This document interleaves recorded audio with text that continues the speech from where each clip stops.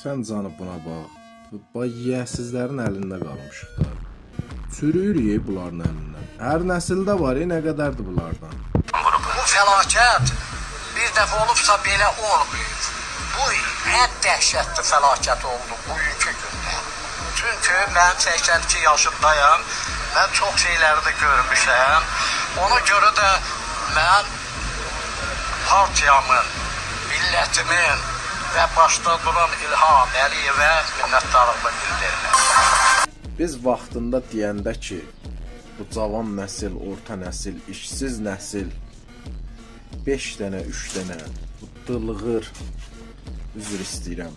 Bunların dölüz adı bilinmir. Bunlar bilinmir hardan əmələ, kimdən əmələ gəliblər. Bunların dölü bəlli deyil. Yəni Azərbaycan geni yoxdur bunlarda. 82 yaşı var, gora gedirik, danışa da bilmir. Protezi mikrofona dəyir. Prezidentə təşəkkür eləyir ki, belə fəlakət olub, amma yenə də Allah prezidentimizə can sağlığı versin.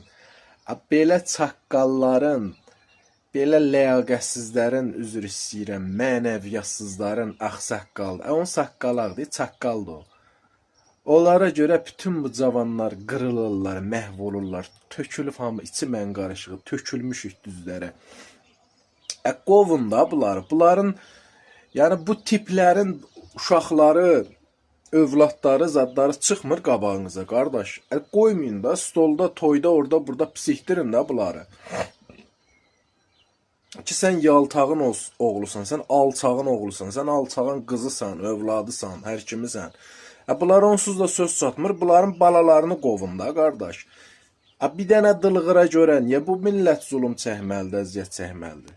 Cəmaat yaşaya bilmir. Millət stressdən, əsəbdən, ürək xəstəliyinə görə dünyada ikinci yerdə.